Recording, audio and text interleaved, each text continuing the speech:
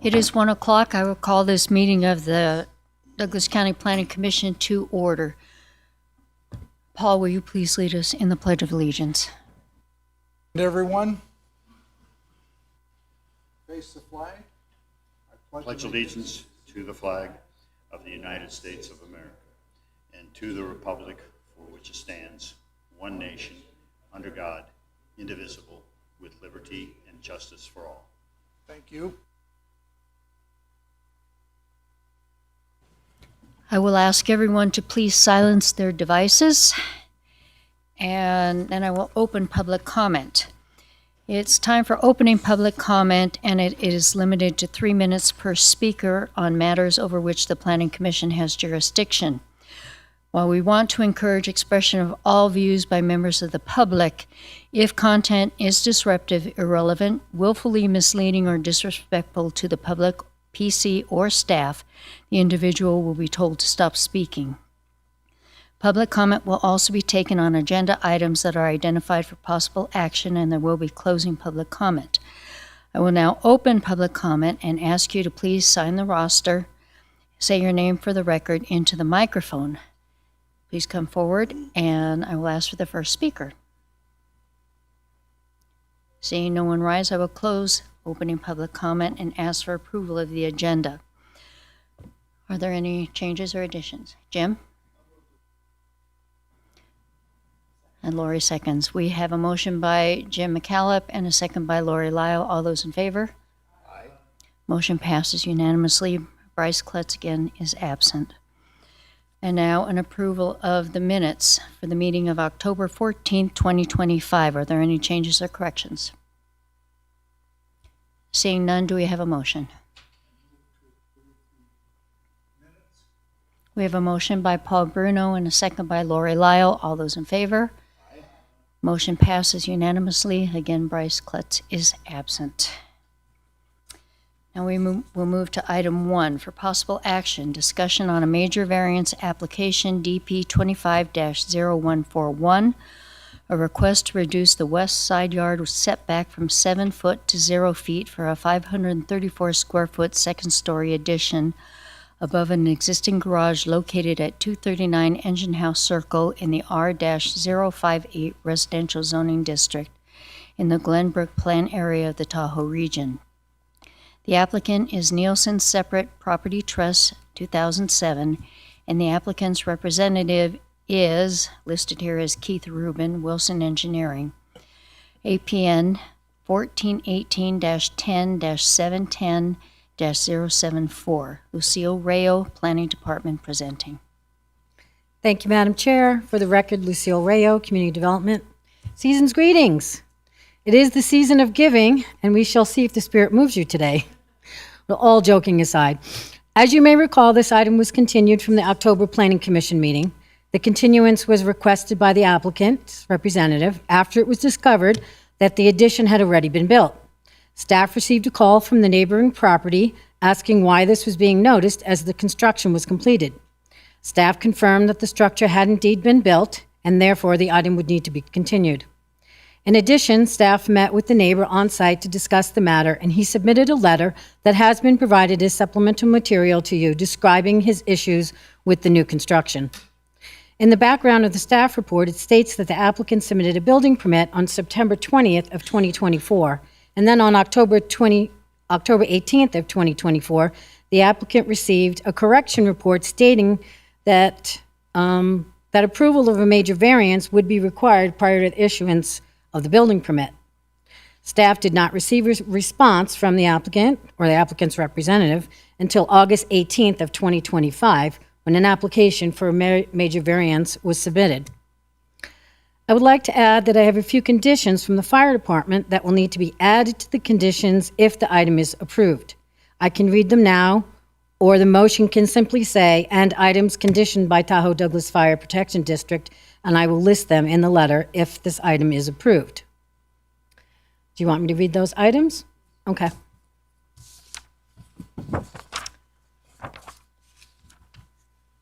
Okay.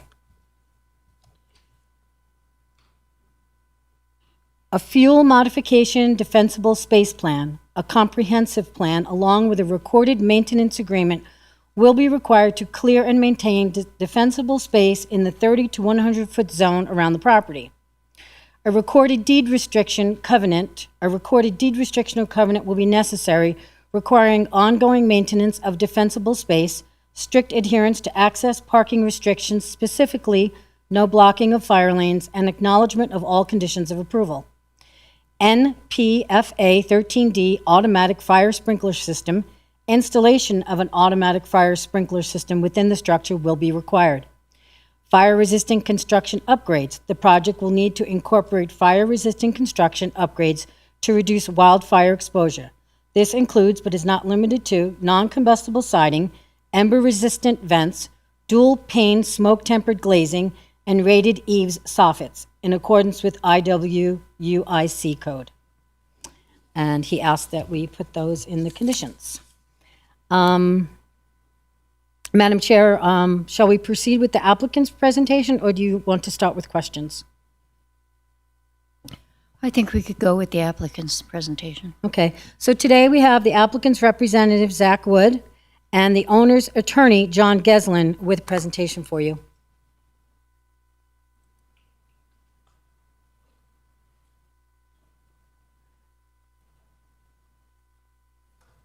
And you can just say next slide. Okay. Cool.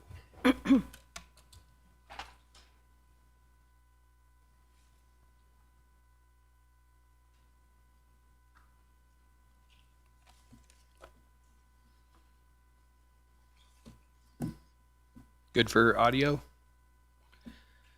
Hello, and good afternoon, Chair Casey and Commissioners. I'm Zach Wood. I'm a certified planner and land surveyor in training with Wilson Engineers, and we're here on behalf of the applicant for our variance item at Engine House Circle. Go ahead. I think there was a good analysis, and we agree with the staff recommendation. Scope goes back. We do have a project that is a constructed single-family residence with additions over time. We are representing the second floor addition above the existing garage and focusing on that for the action for the requested major modification to the variance. So we have our stakeholders. Obviously, we just talked about the fire district's specific technical conditions. The Homeowners Association has reviewed and approved the plan set, and there's past TRPA approvals as well. So clearly we know that some of the issues to resolve in terms of recommended conditions, and I think we would say we agree with all of those technical requirements for the Wildland Urban Interface Code, may or may not still have review items between different agencies, which we're totally comfortable with. If, for instance, the Community Development Building Division needs to review some of those technical changes for the building appurtenances, the windows, the siding. We're good. Next slide. Thank you. Just some basic statistics there. I think, pointing to some of our proposed findings, clearly the lot size at approximately 1/10 of an acre doesn't leave a lot of space for setbacks outside of a typical residential construction. No other significant site issues, whether it's floodplain or constraints with TRPA coverage. So we're good to go next slide. We'll have a few of our presentation exhibits making sure that we're capturing the elevations, we're capturing the site plan, and if there's any questions about what is what here, just please let me know. So in this front elevation, we're seeing the addition and the boulder line work above that garage, looking left at the exhibit, and that's the addition in question for the major variance. Thank you. Next slide. Okay, reduction, we're requesting from 7 feet to 0 for the second floor addition above the garage, as well as the eave length to 0. We have the garage as built in 1979. And at that time, the garage met the existing rules and exists now in its current location. So we're talking about the garage only, not the second floor addition, as what we would consider to be a legal non-conforming to the setback location. Pardon me. All right. Forgive me if the photographs or some things that we had as rendering representations are not correct representations that I make. As we go through, we have several exhibits, but here is our 1979 context. And I do believe this is a rendering. Okay, next slide. And this is a photograph. It's hard to make snow look that way when it's melting off up in Tahoe, but now we see what the pre-construction garage is looking like, gable end roof facing towards the neighboring property to the north. And we can go to the next slide. And I think this current context may also be a representation. We do have another photo after it. Now we see the gable end for the garage facing the neighbor, gable end for the addition facing the street. Thanks, next slide. And a current photograph. So we do have the neighboring property in that photo. Next slide. Okay, back to our focus on the findings that we've proposed, and we do agree with that because of the legal non-conforming condition and compliance in 1979 for the garage location, there's nowhere to build but up, so that's where the second floor additions are. There was the major variance application in 2004, but sometimes things don't always get followed through with, so here we are in 2025. We're good, next slide, thank you. And here in 2025, we have this updated survey exhibit. So this is a very precise location of our property boundary in question and the existing garage. So those show a very small setback of 1/10 of a foot. And so this survey was conducted this year based on the structure as it is now and the property boundary. I do have copies of that. It was submitted with our application, and I did provide another survey exhibit, so I'll have a comment on that after this slide. Okay, shape always, I think, creates a constraint for lots within a cul-de-sac. You have a very limited frontage. You need to fit a 2-car driveway and a garage if you can. So it really limits what you're able to do at the front of the structure and the front of the lot. And this clearly has a 4 or 5 to 1 imbalance between the front lot width and the rear. We do have land coverage limitations from TRPA, and within Glenbrook and in the county, there have been similar variances approved for second-story additions. So where the non-conformance is created, again, vertically rather than horizontally in those cases. Back to that list of existing reviews and approvals, we have fire, Tahoe Regional Planning Agency, and the HOA. Now I will make comment on that additional survey exhibit real quickly. And I do have copies, so I can hand these out individually, Lucille. Thank you.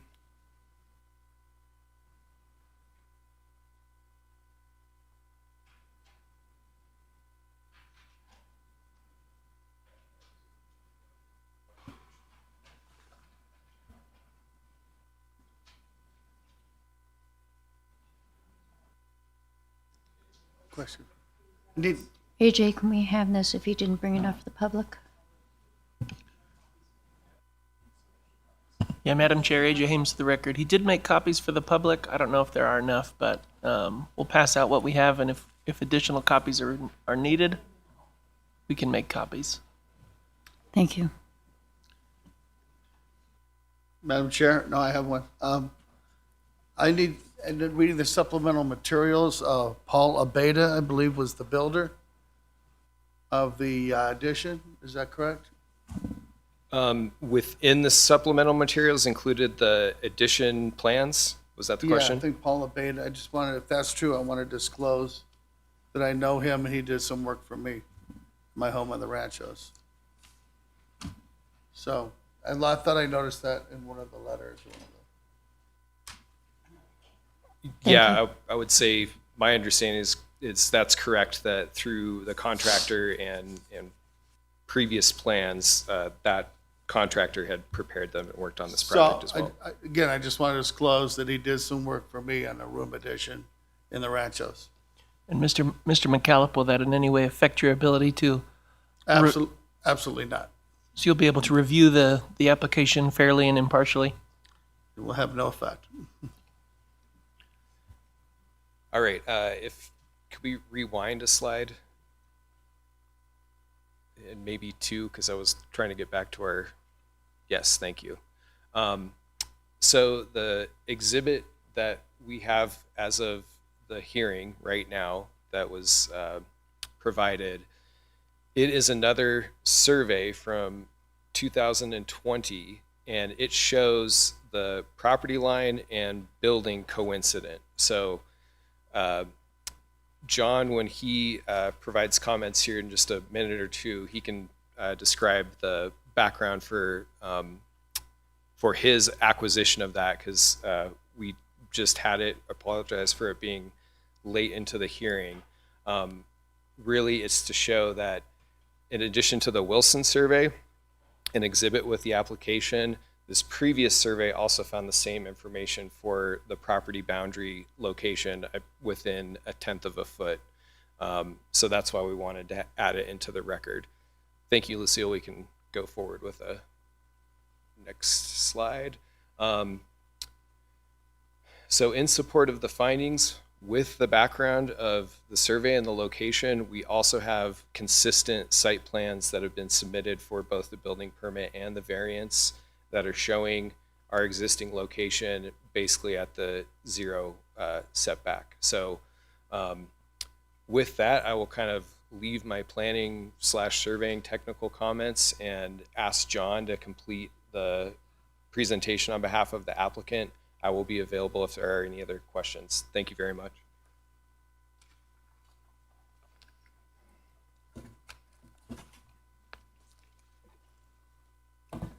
Madam Chair, members of the commission, my name is John Geslin. I'm an attorney from Reno. I represent the applicant, Robert F. Nielsen, and the Nielsen family, the separate family trust. Before we get to the findings, which I'll get to in a moment, I'd like to address the letter that was sent by the neighbor, Mr. Jack Trainer, and Mr. Greg Peterson. They're the neighbors to the immediate west. They're the two garages abut each other on the pie shape, and so if the with the picture looking at Mr. Nielsen's house, Mr. Trainer and Mr. Peterson's house is to the west, and the two garages meet there.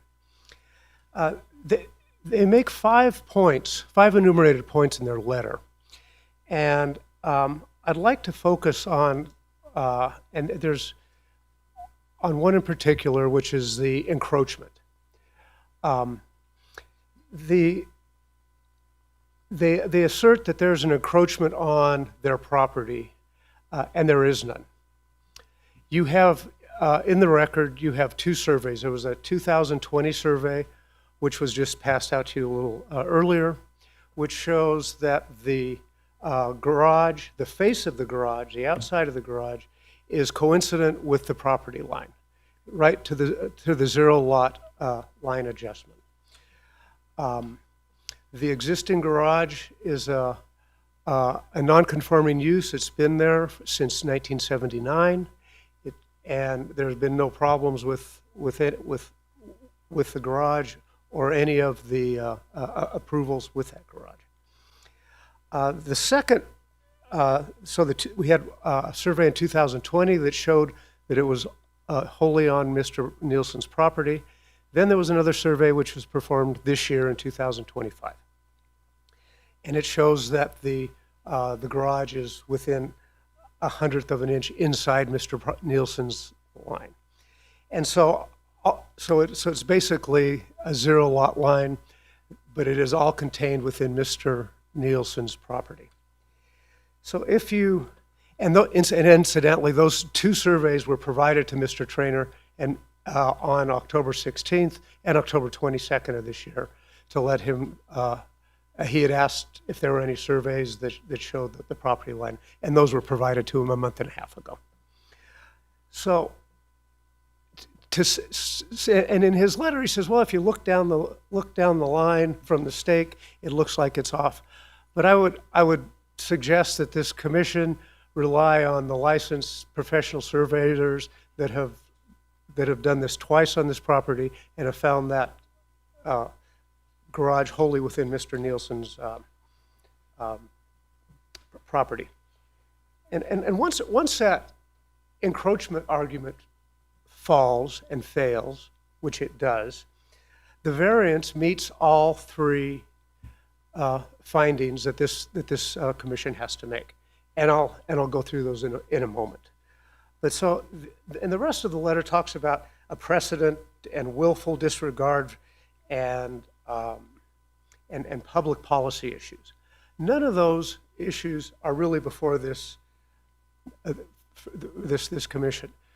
Mr. Nielsen is here through this application and acknowledges that he should have received this variance prior to the construction. He's here before the board to do whatever is necessary to rectify that, to pay whatever fines or whatever this board feels is justified, to obtain the certificate of occupancy, and he'll go through the building department and whatever reviews are necessary there. He'll comply with all the health and safety requirements that Douglas County has. And as Mr. Wood had said, this project had already been approved by Douglas Tahoe Fire. It had been approved by the Tahoe Regional Planning Agency as a qualified exempt, which means it was a minor review by the TRPA. And they have and it's within your review, it says that no further action is necessary or required by the TRPA.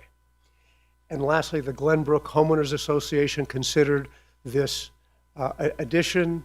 It was noticed to all the neighbors, including Mr. Trainer and Mr. Peterson. No objection was made at the time, and the Design Review Committee of the Glenbrook Homeowners Association approved it without comment. And so the last part of the letter of Mr. Trainer, Mr. Peterson, requests that this commission order a boundary line adjustment between the two and order them to negotiate and come to some compensation for this encroachment that is non-existent. And with all due respect to this commission, I believe that this commission does not have jurisdiction to order a boundary line, especially one that that there's no trespass or no violation of any law. So what do we have here? We have this commission looking to grant a major variance, and the staff has gone through the findings. And I'll briefly hit them. The first finding is it has to have an exceptional, there has to be, by reason of an exceptional, in this case, the shape of the property. A pie-shaped piece that really nothing works on those properties without some give and take of the code. And that's what that we have here. We have a peculiar or exceptional practical difficulty and a hardship to the applicant if you applied the strict rules of the code. The second are the circumstances and the conditions that they do not generally apply to everybody. This doesn't happen to everybody in Glenbrook. Everybody doesn't have a pie-shaped piece of land there. Some do, some don't, but this is an exception. This is a variance. And this commission in 2004 granted a similar variance on the same garage for a different addition. Those are plans. And the last thing is granting a variance will not result in a material damage or prejudice to other properties. Mr. Trainer and Mr. Peterson would argue that they're somehow damaged by this. However, they had an opportunity to object at the HOA Design Review Committee, which they did not, and there is no encroachment on their property whatsoever. It's all contained within Mr. Nielsen's property. So the three findings that this commission must make have been met. The staff, Ms. Rao, has recommended approval, and I would reinforce that recommendation and request that you approve the major variance that Mr. Nielsen has applied for. Thank you. I have a question. Yes. When you were talking about the variance meeting the findings, you said it had already been approved by Douglas County. Are you referring to 2004? I'm sorry. You said that your applicant should have received the variance prior to the construction. You acknowledge that. Correct. Then number two, you say it had already been approved by Douglas County. Are you referring to 2004? There was a prior variance in 2004, which expired long ago. Okay. But he should have received this variance prior to construction. Yes, he should have. Okay. Thank you. Any other questions? Are there other questions? Okay. I will. Thank you for your time.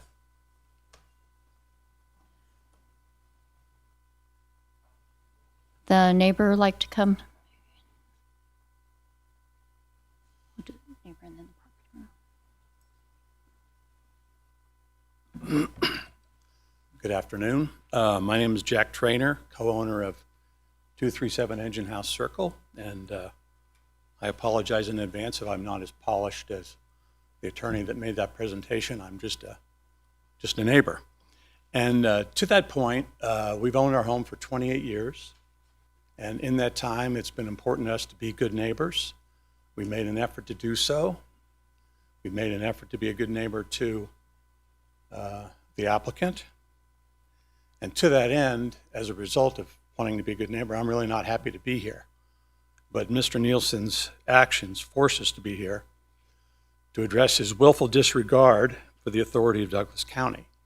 That puts us in this predicament. Had Mr. Nielsen applied for planning and building approval prior, in the proper order and prior to his constructing the addition, we would have had an opportunity to object at that point rather than at this point. And we would have referenced the 2004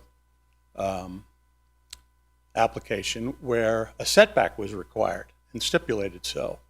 It also required TRPA approval, which has never been received. Let me make that correction. And while we're making corrections, let me just address two other comments. The attorney said that the garages abut each other. Lucille can testify to the fact they do not abut each other. Never have been, never will be.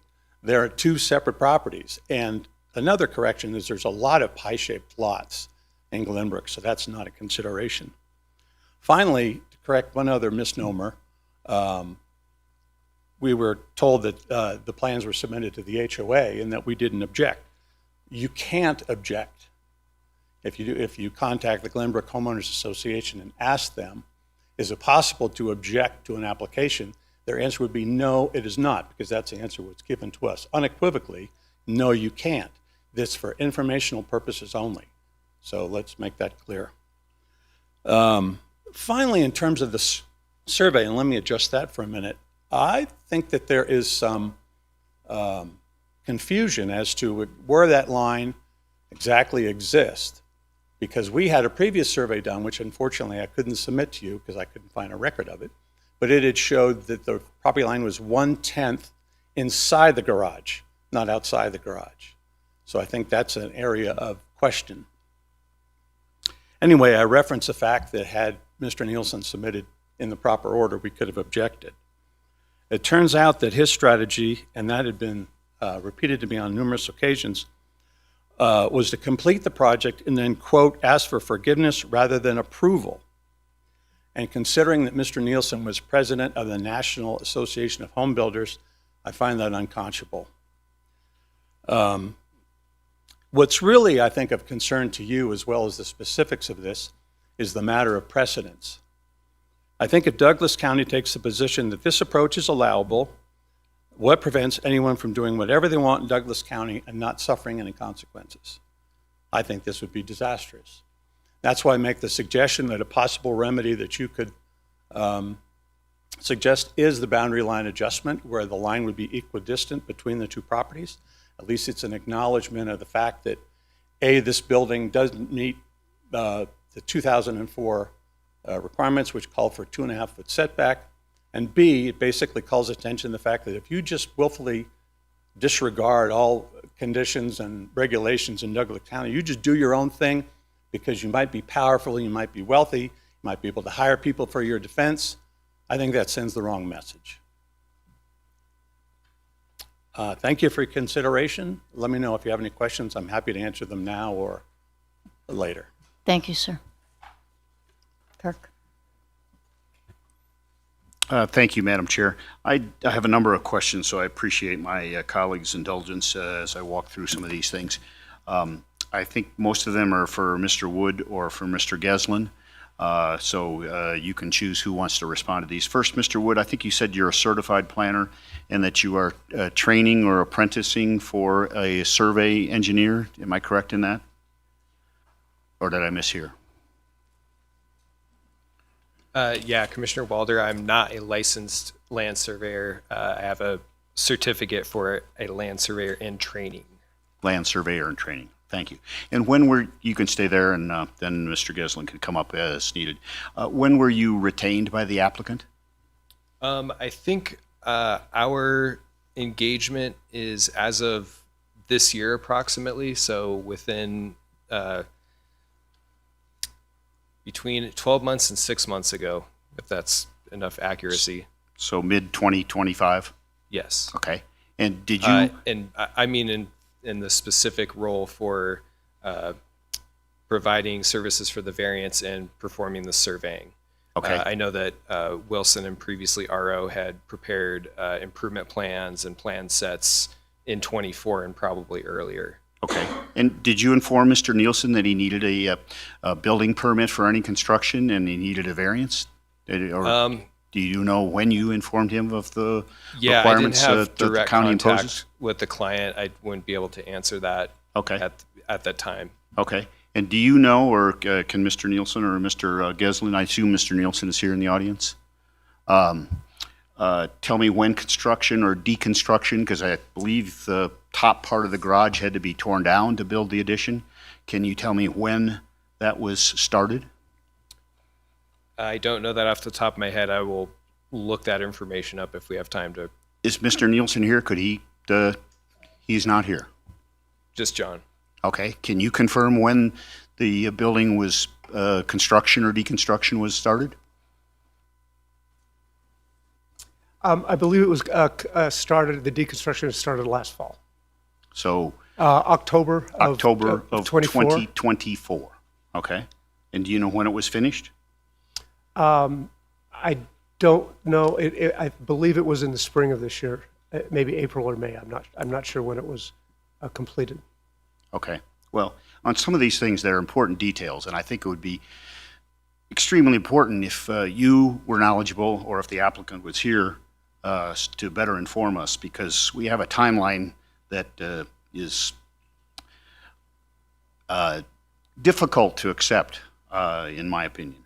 Now, I think you describe in your letter the 434 square feet that was added on as living space, is that correct? The space that was added is a library and an office. Okay. And a bathroom. Okay. And then the most recent survey, I don't see that in our packet. Do you know who did the most recent survey and when that was done? Wilson did it in August of this year. Okay. It is in your packet, sir. Okay, I must have missed that. So if you can, I'll look through that, or if Lucille or someone can point me to that. Now, I think you said that the garages abut. Is that correct? When I looked up the definition of abut, and it says be next to or have a common boundary with. And I to think me, the pictures. That's a more accurate description of it, that they have a common boundary. Okay. That the garages face each other, and there is a pie shape. It comes down to probably a foot in the front and maybe 3 feet in the back, at the back of the garages, maybe even 4 feet. Yeah, so it's clear to me in the pictures, and this is probably the most, on packet page 115, they're not touching each other. No, they are not touching. And I would guess, I had some land survey experience about 50 years ago. I would say that looks like about 10 feet maybe to me. No, they do not abut. Okay. That was an incorrect word that I used. Okay, thank you. But they face each other, and there's no living spaces that face each other from And- either property. Okay, great, thank you. And do you know, and I'll ask Mr. Trainer this too when I get finished with my initial questions. Do you know, if you can stay there, do you know, does the garage for the Trainer property violate any setback requirements? I don't know. Okay, all right.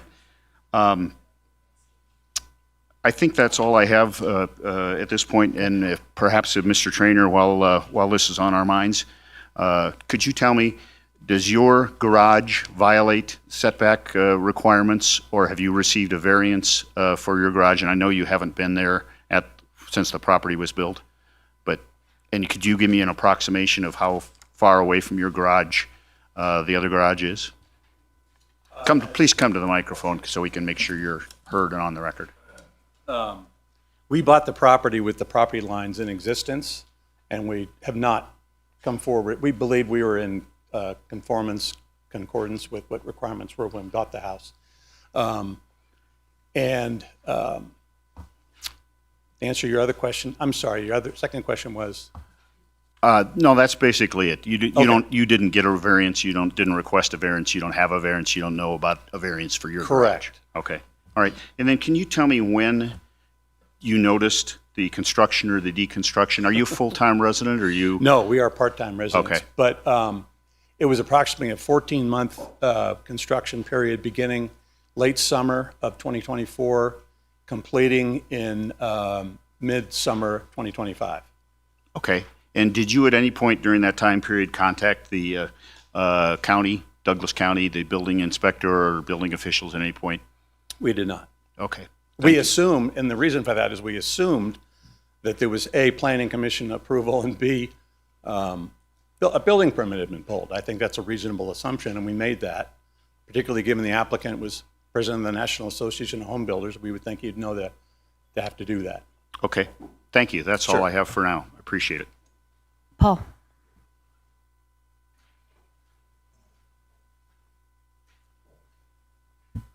Thank you, Madam Chair.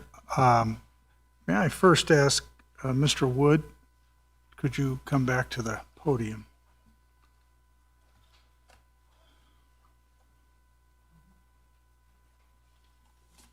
Yeah, please. Now, you're with Wilson Engineers, as you've indicated, and you're familiar with the task that we have as the Planning Commission with respect to a major variance. Correct, yes. And in there are certain standards that have to be met, and I believe you talked them through, one of them being the third, that whatever it is we're considering has to be consistent with the public health, safety, and general welfare. Am I right? Yes, I agree. Okay, now there can be a judgment as to what that means, but sometimes we are given guidance within the documents and the statutes and the ordinances that tell us what that means. And do you agree with me that building codes represent standards that are consistent with public health, safety, and general welfare? I would agree that they apply to building occupancies, and the issue in front of the Planning Commission for a major variance is the placement of buildings within sites. Right, but we have to be conscious, do we not?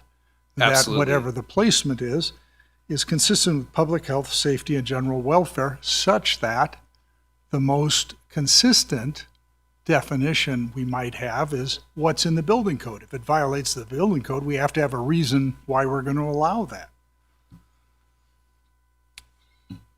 Yeah, and I can comment on that. I'm sorry, I don't know if there's a specific question to respond to. Do you agree with me that if it does not comply with the building code, that we must have a reason why in order to satisfy the public health, safety, and general welfare?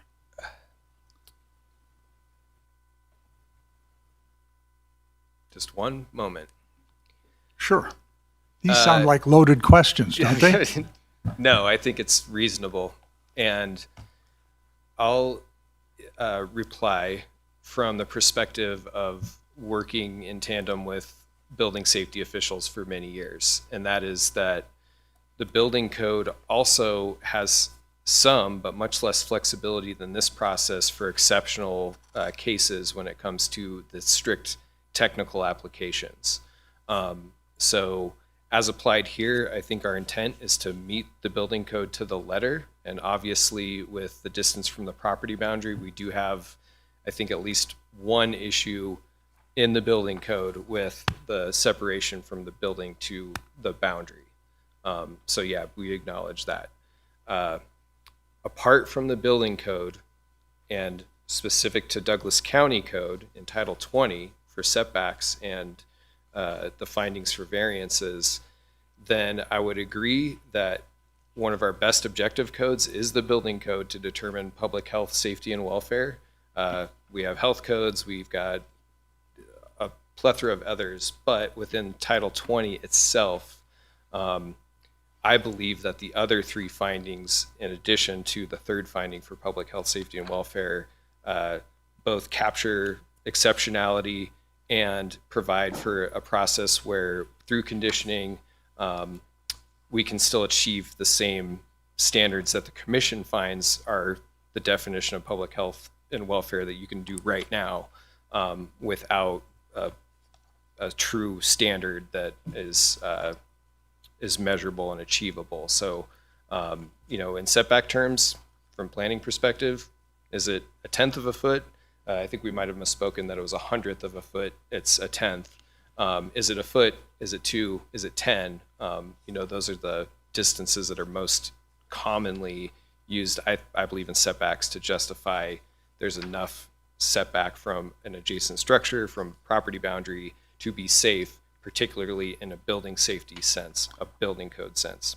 I appreciate your commentary, but I'm focused on the building codes, you can tell, with respect to this third requirement. And I took that from your letter, actually Wilson Engineers' letter, to Kate Morales O'Neill, who is our principal planner, on November 14, 2025, when Wilson says that the granting of the variance will not result in material damage or prejudice to other properties, etc., or be detrimental to the public health, safety, and general welfare. So that's the key, the tie-in in that third element that we were just talking about. And we've made that key tie-in with the building code, as you have just indicated. Why that's important is in your next sentence, which is in response to Ms. Morales O'Neill, which indicates that the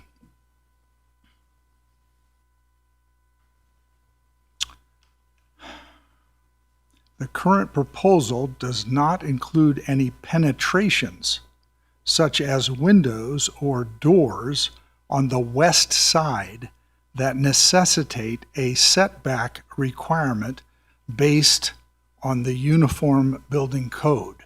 Do you stand by that statement in your report? Regarding the existence of the windows, Yes, sir. no, I think that's a correction item. There are windows within the period since the application was submitted, and some further site visits. We got those photos. So yeah, there are windows there, and I guess the correction for the rest of that statement and related to the building code issues is that meeting the building code is still the applicant's requirement as well as their intention, and the existing conditions with the as-built structure and unpermitted portion of it would still have to meet the building code.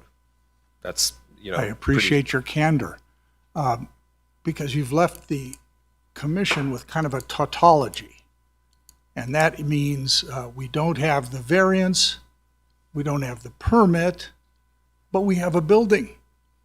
So how can we get the permit if we don't have the variance and we already have the building? That's for us up here. And it's interesting, but you have provided some guidance, which I appreciate very much. That statement I read was November 14, 2025 from Wilson Engineers. So the information that you've given me that there are windows on the 0 lot line wall, which is to the west, you learned subsequent to November 14.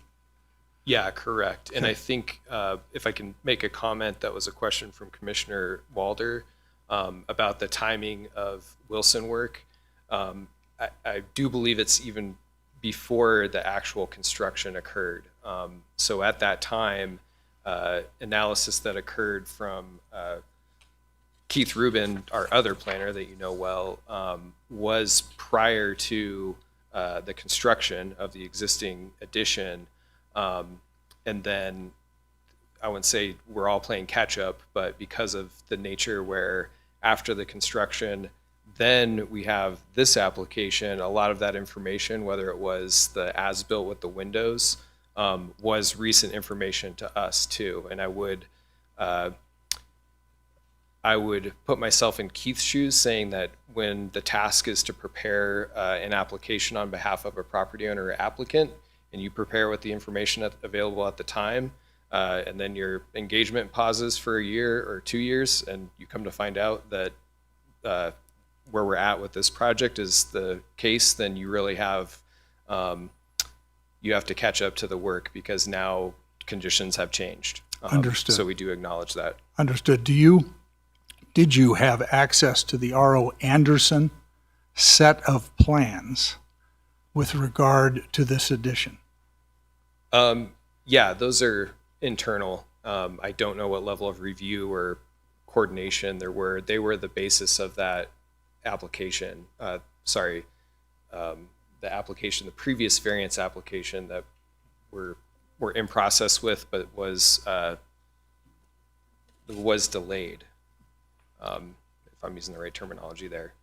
Are you aware that there are window penetrations on that same west wall that we're talking about on the 0 lot line in those plans? I'm going to take your word for it right now because I'm not. You didn't know. I didn't know that before you just mentioned it. Okay, I appreciate that. Thank you very much, sir. Thank you. Yep, thank you. May I ask a question of Mr. Trainer? Yes. Thank you, ma'am. Madam Chair has allowed me to ask you a question. I just want to test whether I was in the right place because I have been known to show up where I shouldn't be sometimes. I went to this project, which I disclosed to my colleagues on the commission, and I looked at that wall that is of concern on the second story on top of the garage. Am I correct that there are about 5 windows on that second story? Yes, Okay, so I was in the right place. you were in the right place, looking in the right direction. And one is larger than the other 4. I don't know that. Okay, Yeah. that's all right. I'm pretty satisfied now. I saw Okay. the and I Thank you. appreciate your answers. Thank you very much. Thank you, ma'am. Lori? Thank you. Mr. Wood, do you know what set of plans was used? Unapproved plans were used to do the construction? Because this plan set from R.O. Anderson obviously also has a lot of errors on it as well. It's showing eave extensions over the property line, et cetera. So clearly this is not the plan set that was used for constructing the addition prematurely. So do you know what plan set was used? Yeah, thank you for your question, Commissioner Lyle. I don't have a certain answer for that right now. Obviously, the plan set that's here was as planned or as planned to be submitted. And I know that there is an as-built, as-constructed plan set, and I'll apologize because I don't know if that is specifically information in the packet or information that we have on behalf of the applicant. This plan set is dated June 6, 2024, so presumably not that long before the demolition was initiated on the existing garage. So it'd be interesting to see what was actually used to construct this unit, because obviously it was not this set of plans. It just makes it less and less actually more and more concerning about the quality of the construction that was done on this unit, because we don't know what was used to initiate that construction. Then let's see.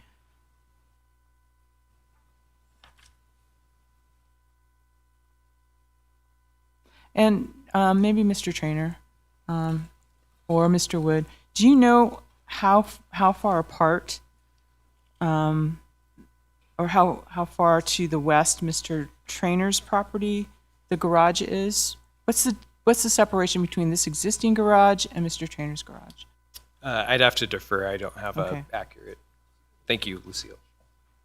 Madam Chair, I can answer that. Okay, thank you. It's 3 feet at one point and like 3.5 Down the road. because it's pie-shaped. Yeah, okay, thank you. So it's about 3 feet. About 3 feet. Mr. Trainer, can I ask you a question also? We don't really have, and I apologize, I could have looked at Google Earth, but I don't really have a good sense of that side of your property. There's a garage, and then I see that there's a unit, or your house goes farther back, and you have a rear yard or a deck or anything back there in your rear yard? We have a deck that's off the living room, not on, it doesn't abut. Okay, because I'm just trying to figure out what these windows are overlooking on your property, on the addition. Oh, I see your question. No, they don't look down, they don't look at a living space. Okay, they look over the roof line and, The top of the garage, you can see the garage sloping up. right, okay. All right, thank you. Sure.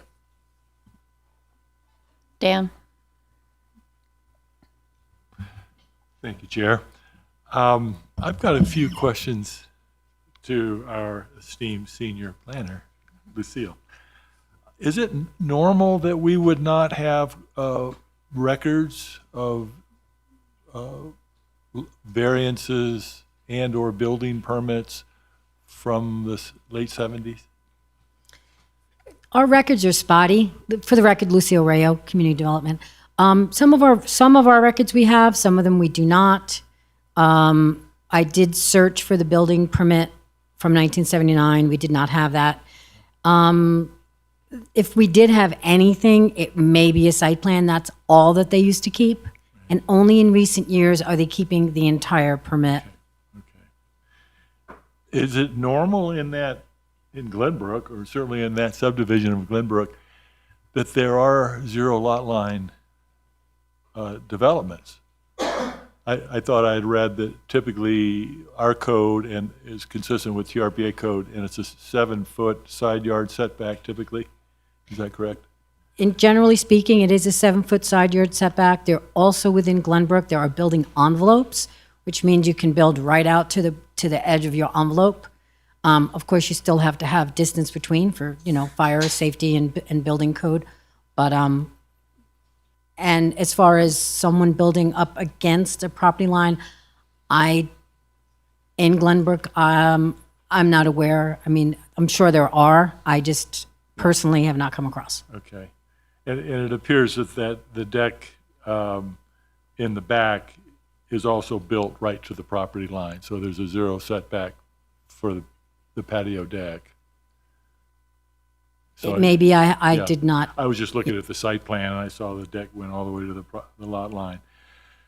Do we know if 237 Engine House Circle got a variance since their garage is a lot closer than 7 feet? That's a very good question. I did research that one as well and came up blank as well as trying to find out why 10 years later, their house, which came second, was allowed to be built so close to the existing home. So yeah, I could not find that permit either. Okay. I think that's well, let me ask you one more question.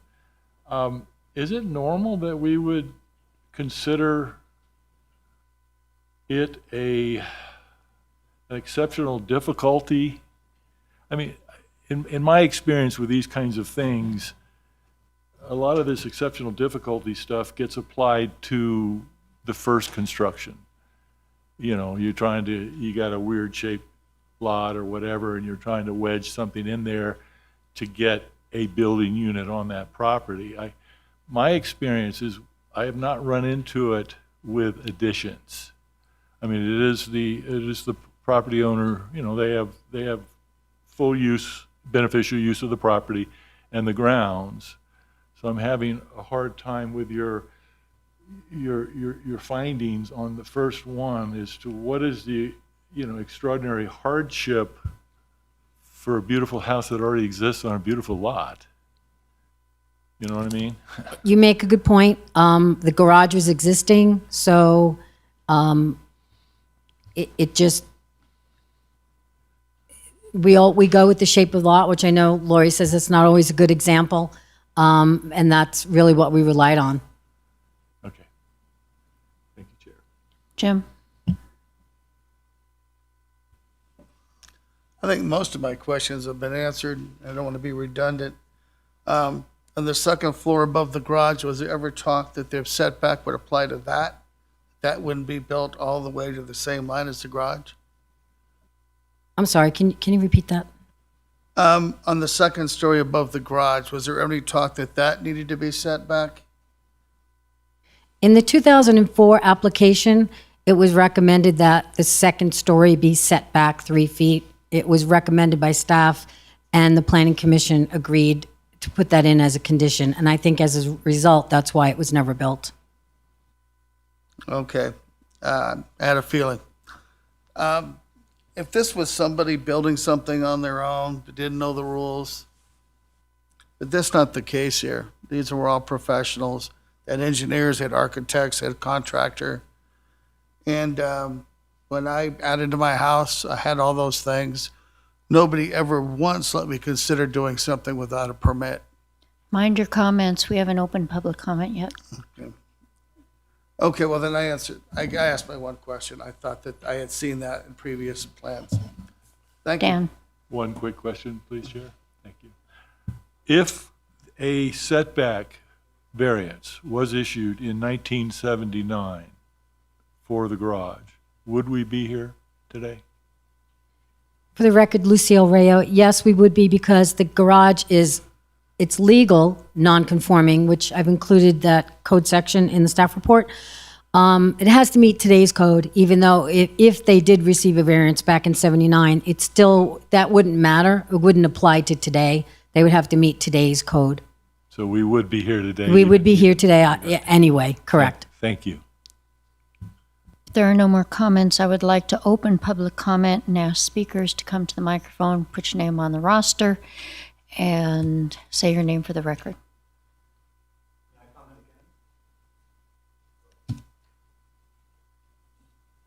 You can have 3 minutes. You're on the clock this time.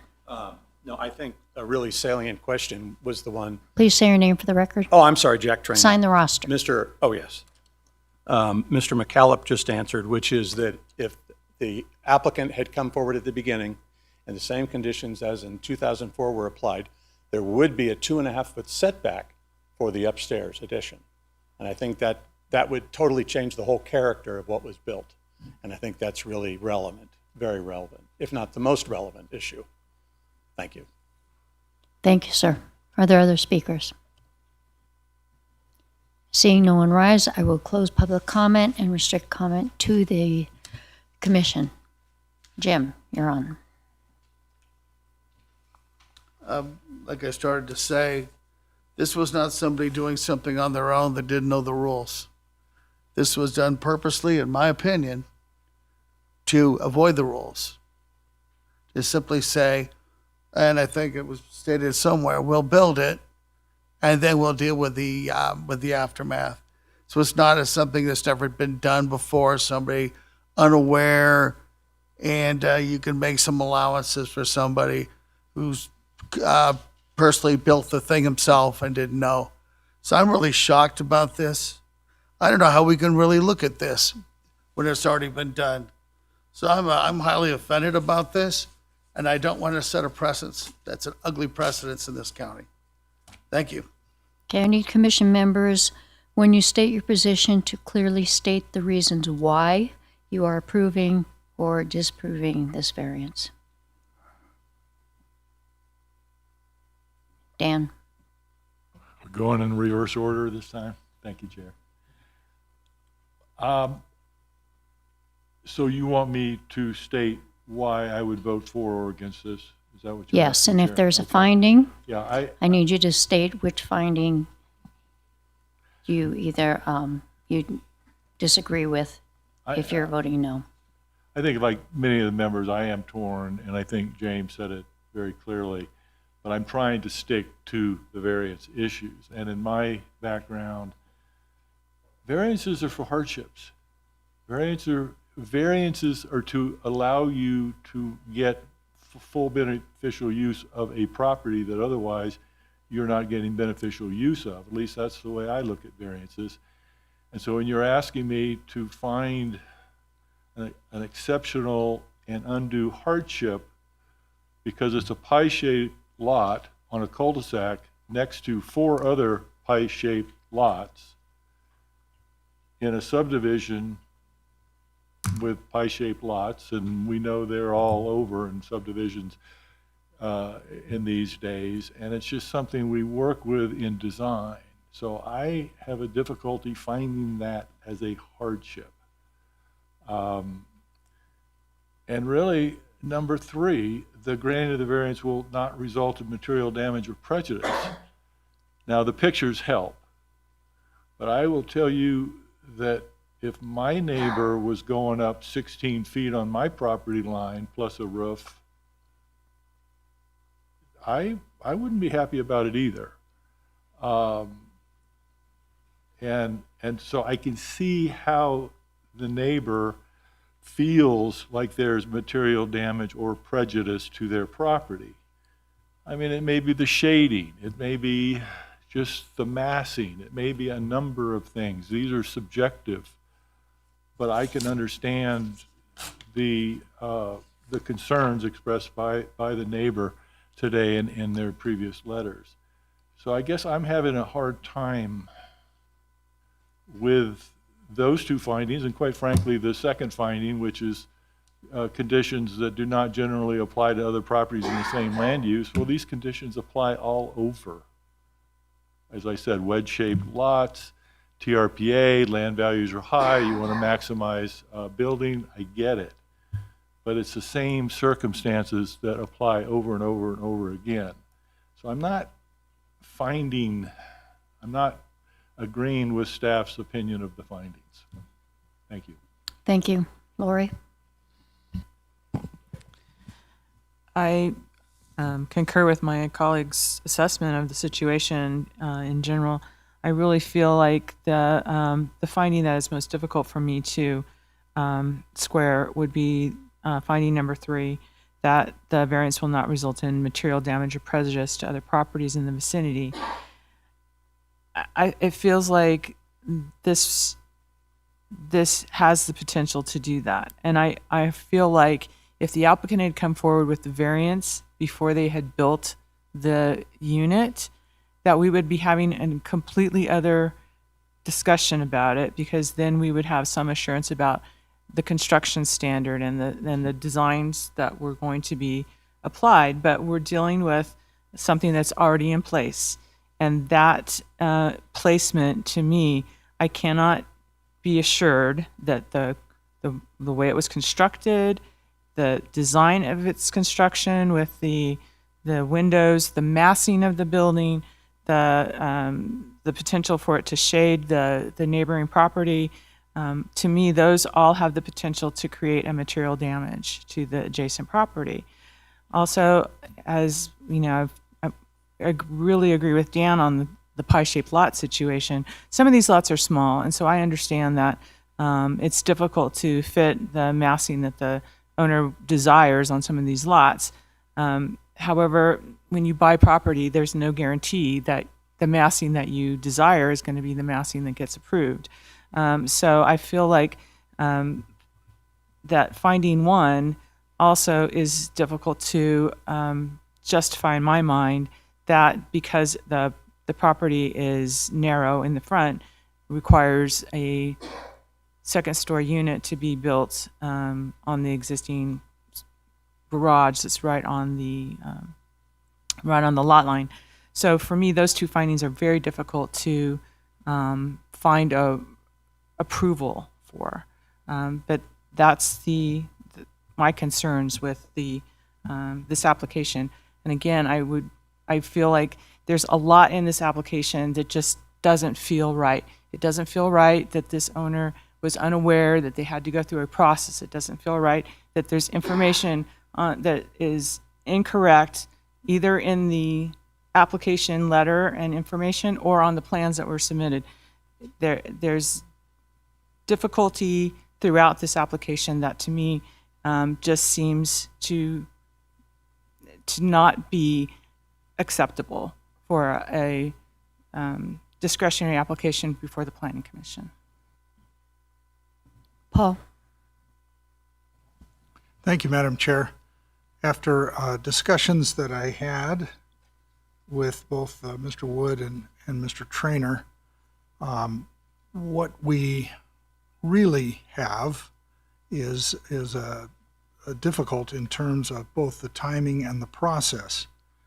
I agree with staff, however, on most of their observations, and I took the time to take a look at the 2004 development applications for the same parcel with the reduced setbacks, expanding the second story, and how it was approved with conditions. I believe that the conditions that were imposed in 2004 were known, although I have no evidence, to the current applicant, because it strains credulity to indicate, with all respect to Mr. Gensler, that there was a mistaken understanding that you can build without a permit to obtain after a building or completion. That places the Planning Commission in a terrible position to allow something in direct contravention of both the major variance rules and the building permit, such that it makes a mockery of what we do on a daily basis and staff attempts to do in order to make the entire community what it is, which is very impressive, as is the Glenbrook area.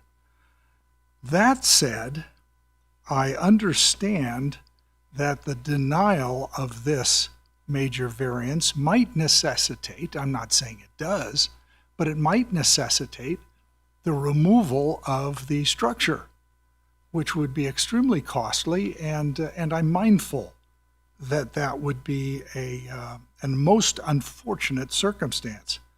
So I am trying to balance the potential damage to the community and indeed Glenbrook and to the rules and to the process that we are all committed to, with the cost of having to comply, which may be greatly in excess. So where I come out, which after all of that, and half of you are asleep by now, and I can't blame you. When I look at what staff was unable to find going way back on 2004, in order to remedy and approve or to justify what was built without permits or a variance, non-conforming according to code, and I'm speaking of 20.698.030, we might be able to fashion a conditional approval of the major variance such that it would be a requirement or a condition that is added to the very mindful and excellent conditions that were created by staff. Two, one condition would be that all construction receives a building permit, that it is in compliance with the Uniform Building Code, including no penetrations on the left side, including windows on the upper floor, that would not be allowed on a zero lot line. And the second is the conditions that were enumerated by Douglas County Fire have to be satisfied.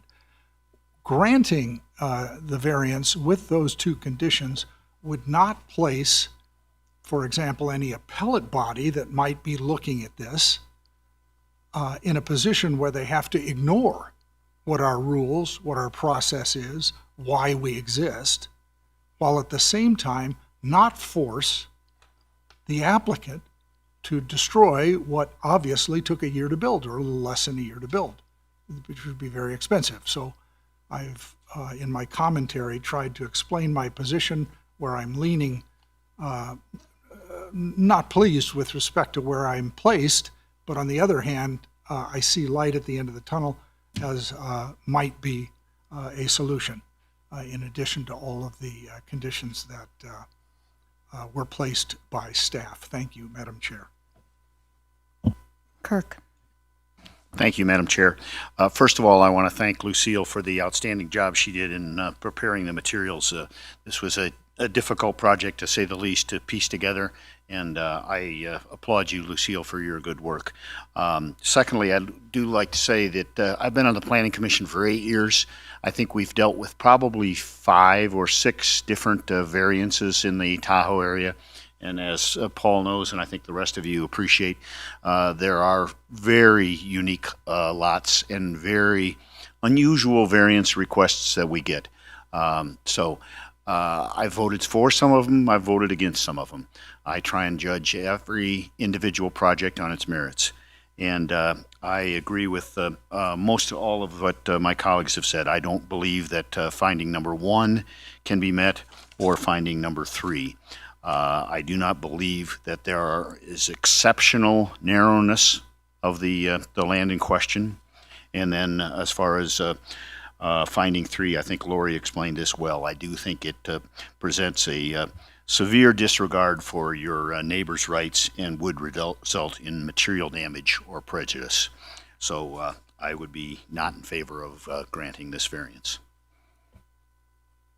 My turn. I have been very quiet through this, and I believe that all the comments are very thoughtful. I want to thank the agents who have come, the neighbor and the attorney and the surveyor, everyone who has come to present their arguments. I read everything in the packet a few times. My husband was laughing at me with my magnifying glass going over everything and said I was obsessing, but I wanted to make sure that however my vote came down on this project, that it was fair and well educated. I did look up Mr. Nielsen, and I was very impressed by his credentials.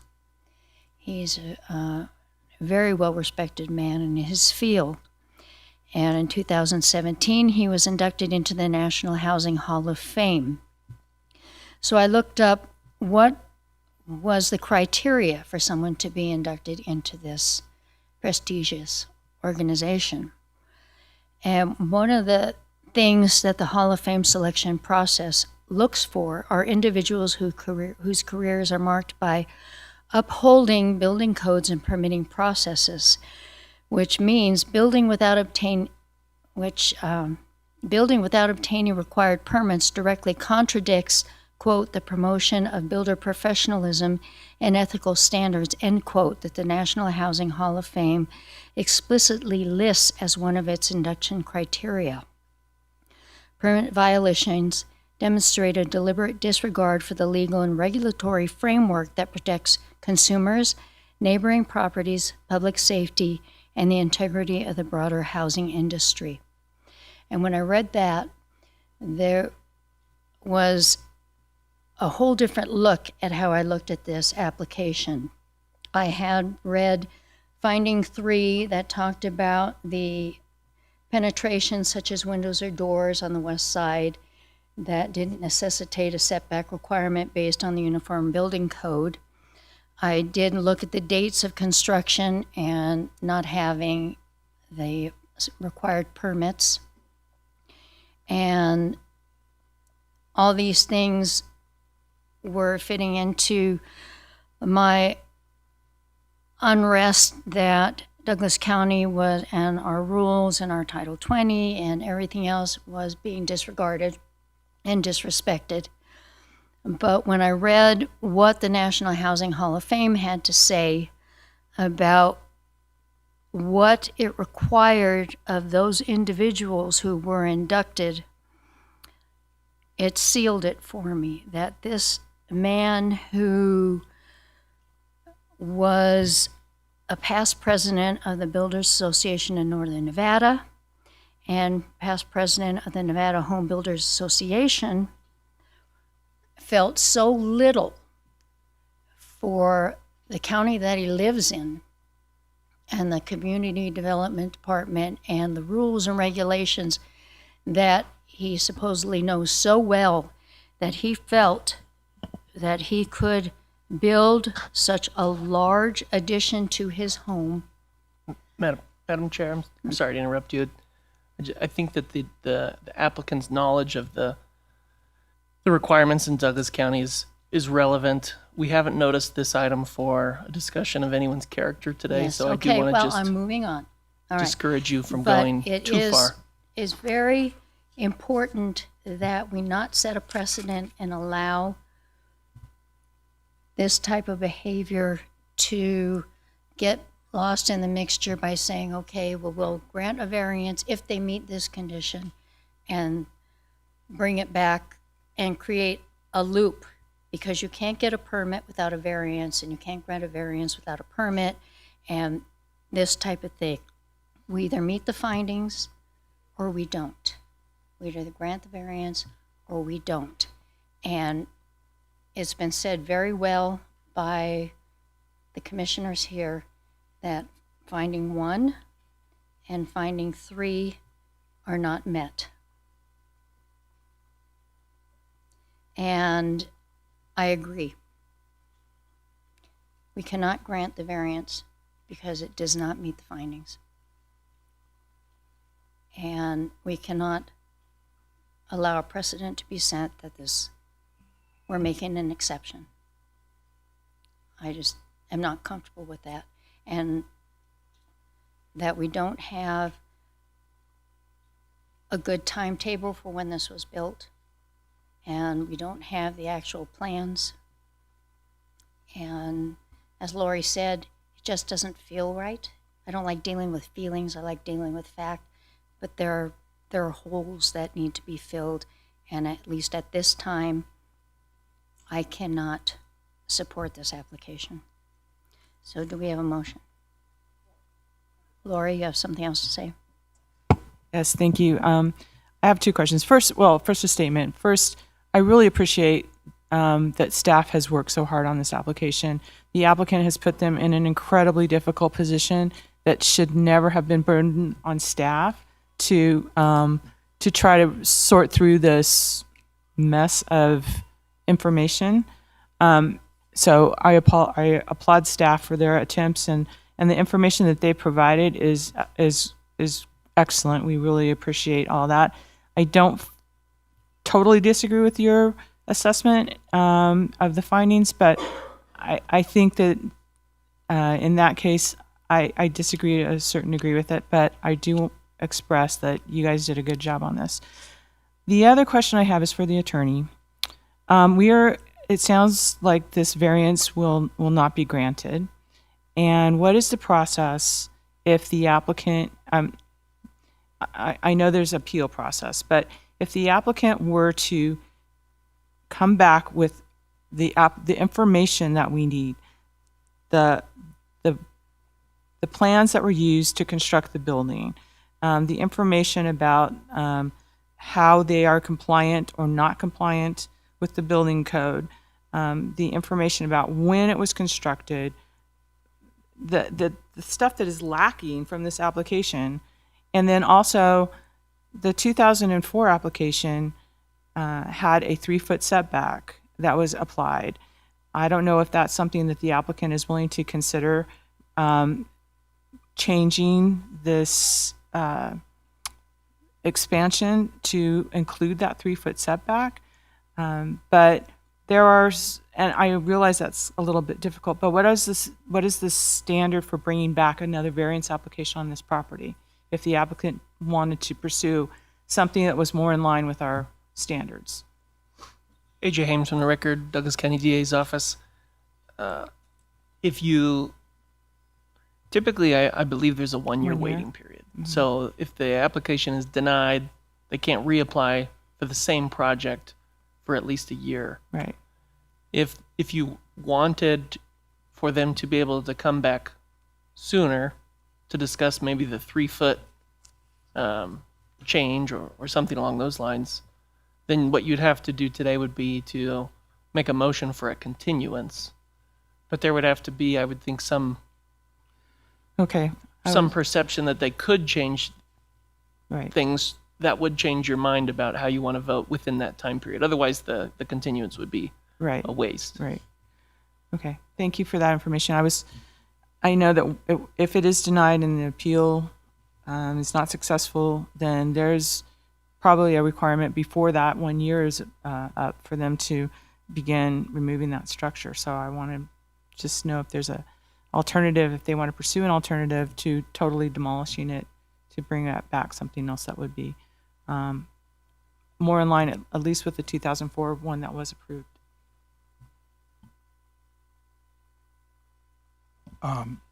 Before I get to further comments, because as I've exposed, I am in agreement with staff's recommendations with a couple of additional conditions. I think it would be incumbent upon us, especially in view of Commissioner Lyle's comments, to ask the applicant if they would be willing to redesign in a fashion that she has articulated and come back to us, because then a continuance might be more appropriate. I don't know about that. Would the commission entertain that? I don't see that asking for a continuance would change my mind. How do the other commissioners feel? My hope would be that there would be a denial without prejudice or something that would allow them to come back more promptly than a year. But again, I don't know that continuing it for 30 days, 60 days, 90 days, whatever, is going to result in a plan that we are capable of approving. But certainly asking the applicant if there is any alternative, I don't see a problem asking them. Kirk? Thank you, Madam Chair. I'm unalterably opposed to a continuance. They have appeal rights, they have legal rights, they've enjoyed the built process, and I am not sure about whether they can have use of the addition in question now, which I would be also opposed to. I know that's not within our jurisdiction now, but they've gone so far that I would just prefer to do the straight denial and allow them whatever legal or other appeal rights that they have. Dan? To agree with you, Madam Chair, with the one exception that the variance had been granted subject to conditions 20 years ago. If that hadn't happened, I would be squarely in your court. I grappled with that, and I guess my option, which I don't think is going to get a lot of, go very far here, but my option along that way would be to ask for a continuance subject to them resubmitting a variance that is in compliance with what was approved in 2004. That's about as far as I could go at this point. But notwithstanding, I agree with what you've said. I tend to be a little bit drawn by the precedent that the county had issued a variance approval in the past, and I would honor that. Jim? I'm not in favor of a continuance. I think that the applicant does have a process he could go through, and he can apply again in a year. And that time, I hope that he would put something together that would be in conformity with what was approved before, 3-foot setback, as well as the fire code and everything else that's required of him, and go back and do it the right way. I don't believe that at this point a continuance is the right thing to do. Yes, I don't believe that anybody disagrees that it's a lovely addition and that it was well thought out and that it's unfortunate. This whole event is unfortunate, but I think the best and cleanest approach for us is just to vote and send it on its way. Kirk? If there are no other comments, I'm prepared to make a motion. Thank you, Madam Chair. I move that the Planning Commission disapprove major variance application DP 25-0141 for Nielsen Separate Property Trust 2007, a major variance to reduce the required 7-foot setback to 0 feet and a reduction of the required eaves from 18 inches to 0 inches in the R058 Plan Area Statement in the Tahoe region based on information provided to and during our public meeting and the inability to meet the required findings. Is there a second? Second? We have a motion by Kirk, second by Jim. All those in favor? Discussion. I disagree with the motion. I'll be voting against it because I believe, as I've articulated, that there is a way out that would conditionally approve the variance, require compliance with the Uniform Building Code and the obtaining of a permit in a more expedited fashion that would penalize the offender because of the various fines, et cetera, that are already articulated in the staff report, and add the 2 conditions that I spoke of, which is obtaining of the building permit, say within 30 days, which would necessitate before the variance would be in effect, and the second, which would be satisfying all of the conditions that have already been articulated by our fire department, Douglas County Fire Department. So I would basically vote a conditional granting. Thank you, Paul. All those in favor of the motion? Aye. Aye. All those opposed? So we have 5 ayes, Paul Bruno voting no, and Bryce Klutz is absent. Let's take a 5-minute break.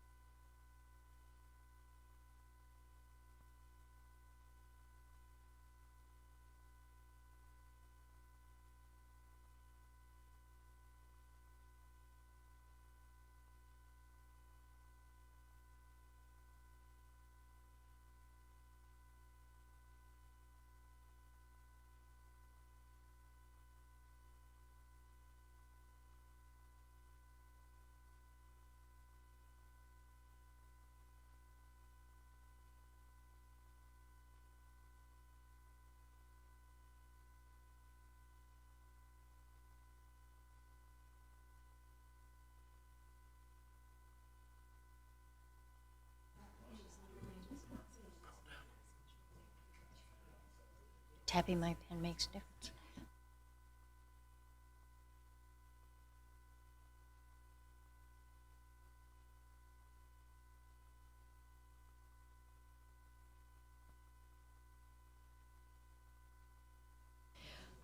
I will call this meeting of the Douglas County Planning Commission to order and open this public hearing for possible action, discussion of ordinance 2025-1661, a zoning text amendment amending Douglas County Code Title 20 by revising chapters 20.650, 20.658, 20.660, 20.662, 20.664, 20.666, and 20.668, and repealing Chapter 20.675 in order to implement the requirements of Assembly Bill 241, passed by the Nevada State Legislature during the 2025 legislative session by allowing mixed use and multifamily residential development in commercial zones.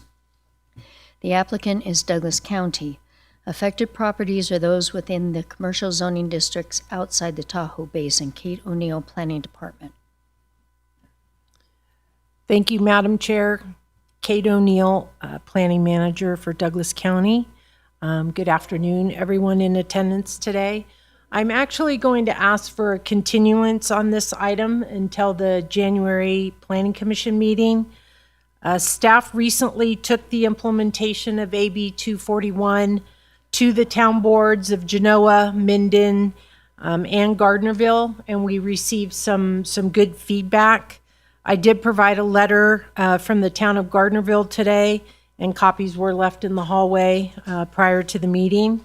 I would still like to give my PowerPoint presentation today to share some insights and then give some feedback, hopefully get some feedback from the Planning Commission on direction forward, and come back in January after staff has had the opportunity to review and analyze all feedback. So Madam Chair, if I may proceed with my presentation.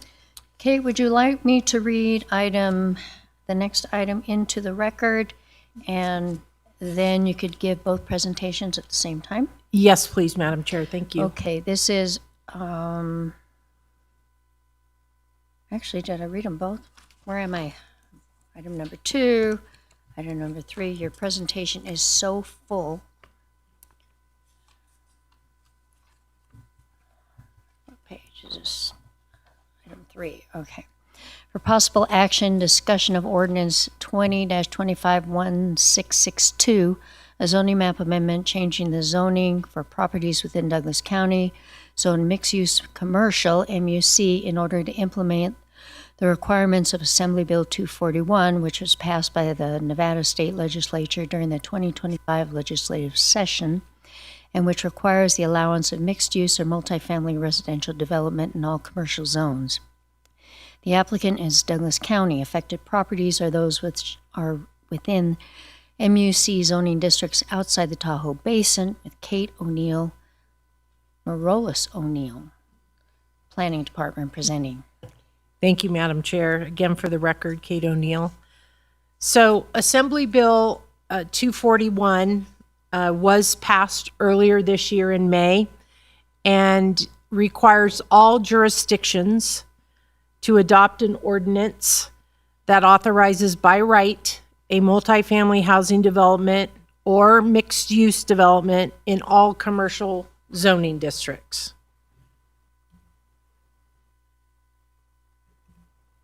So I just added this slide for reference because I wanted to share. This is from our 2020 Douglas County Master Plan, which includes the action of allowing multifamily residential zoning in commercial land use category. So although mixed-use commercial zoning was implemented into Title 20, I believe in 2007, the master plan indicates this action, and so it seems similar to the intent of AB 241. So this is where staff originally landed as far as how to implement AB 241, which includes this zoning text amendment. So when you looking at AB 241, the intent is we have to allow multifamily residential in all commercial zoning districts. So why do we need mixed-use commercial zoning then in our code was the thought process, right? So we don't need that zoning district anymore because the whole point to mixed-use commercial was to allow commercial and residential. Well, now it's allowed by right in those commercial zones. So let's just eliminate mixed-use commercial zoning in Title 20. And that's what this ZTA would include, is the update to Title 20, which would eliminate the mixed commercial zoning. It would allow multifamily development in all commercial zoning areas. In general commercial and tourist commercial, staff was bringing forward that the multifamily development is allowed without a mixed-use component, meaning if you owned a general commercial property or a tourist commercial property, you could do a multifamily development and you would not need that commercial component. You could still do all commercial, but if you chose to do a multifamily development, you would not have to do the commercial component. If you were neighborhood commercial or office commercial zoning and you wanted to do a multifamily, you would still have to do that commercial component. Now, how we landed on general commercial and tourist commercial as far as the properties that would only, you could only do multifamily, is there's just a handful. There's not as many, especially undeveloped, and they're surrounded by neighborhood commercial. Most of them are office commercial. We have a ton of neighborhood commercial zone properties up and down 395. So our thought process was, well, if you're going to allow multifamily, these would be good properties because you're going to have that commercial component around a general commercial or an office commercial. So that's where our thought process. Yes, Jim. Tourist commercials, like a casino is tourist commercial, correct? Yes, I think that's, yeah, Tahoe, we're going to look at a map, so a zoning map, or a map showing the zoning, so I'll show you the different zoning. Thank you. So this is where we landed originally, okay? As far as general commercial and tourist commercial, you can do multifamily development and you don't need a commercial component, or you can still do commercial. I want to be clear. Just because this AB 241 says you're allowed by right now to do multifamily, it doesn't mean you have to. You can still utilize your property as strictly commercial in all zoning districts. Is that clear? Does everyone understand? Okay. The second part of that was a zoning map amendment requirement, because again, if staff is moving forward with eliminating the mixed use commercial, we have to address those parcels in our county that are zoned mixed use commercial. We have to change the zoning now.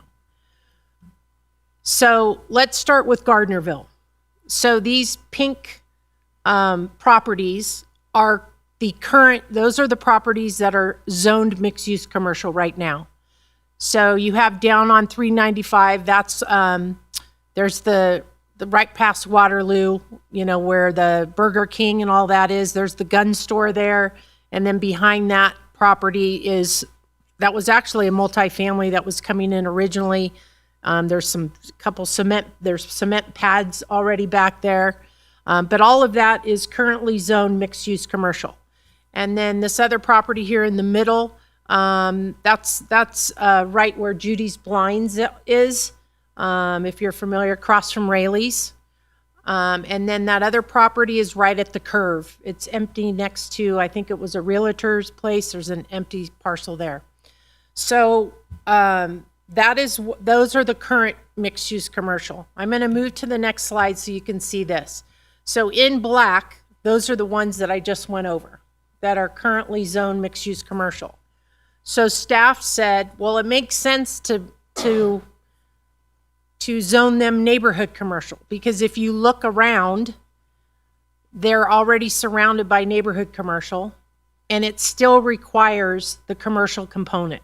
That was really important when we were looking at this, is from a county's perspective and looking at the towns and their prosperity plans and their commercial corridors, we don't want to lose that commercial aspect. So we felt, looking at the zoning map, that the neighborhood commercial made sense for these parcels. So someone could come in with a multifamily, again, but they would still have to do a commercial component, so you wouldn't lose that. When we went to the town of Gardnerville, and that's in the letter I provided, and this was really good feedback. So when we talk about general commercial, and I'm going to point out a property, unfortunately, that's not here on this map. Across from Sharkey's and adjacent to Overland, there's that empty lot, and that's general commercial. I'm just using this as an example. It was really important for the town of Gardnerville to talk about their plan and their commercial corridor, and their hesitance was, now if we allow someone with general commercial empty lot, they're just going to put in multifamily, and we've lost that commercial component in our commercial corridor. And what I think would be, so now, again, although the towns are advisory, it's important to heed what they're saying, and especially after they've developed the town plans. So, that the ideal situation is someone coming in, this is from a planning perspective, that property or another similar property where they come in and it's mixed use. It's, residential on the bottom or commercial on the bottom and housing up top. Which is more of that old town feel and more of what we're used to, versus large, apartment complex. However, we have to remember the intent of AB 241, right? It was to require and to provide more attainable housing. That can be a struggle because this isn't Las Vegas. And we're talking a much smaller town, a much smaller scale. I think the intent of AB 241 was to address where you have a large box stores that are now abandoned. What do we do with these properties? Well, let's rezone them and allow multifamily in these buildings.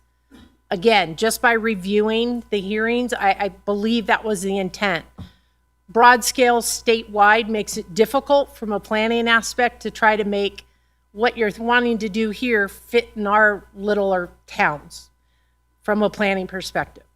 So I really heard, what from a staff level and listening to the town of Gardnerville, town of Minden, town of Genoa, that possibly the better solution is to still require commercial in all zoning districts, meaning even if it's general commercial or tourist commercial, to address these ones right on 95, like right in the commercial corridor, to where you can still do multifamily, great spot for it, but you don't want to lose that commercial from a town's perspective and what their plan are in their corridors. I've heard from other owners who they have adjacent properties, and one's neighborhood commercial and the other one's mixed use. Would rather have a multifamily zone property in a neighborhood commercial. But again, looking at the plans of the town, that's that commercial corridor. So how do we maintain the commercial aspect for these properties? So, and this is just Gardnerville. Here's Minden. We can move on and do the same exercise. Over here to the far left, that's where the movie theater is. And the housing complex there. Up here on the top right, this is the one I just referred to next to neighborhood commercial. One of the things I want to point out is if you can, I don't have a pointer, but if you can look up here where, do what? Use this. And then there is another way to put a pointer on there. I'm not sure. Oh, I see. Okay, pointer right here. Okay, thank you. Okay, so see this little, right in here, see this little sliver of pink? So this is a multi-family residential parcel, already zoned that way.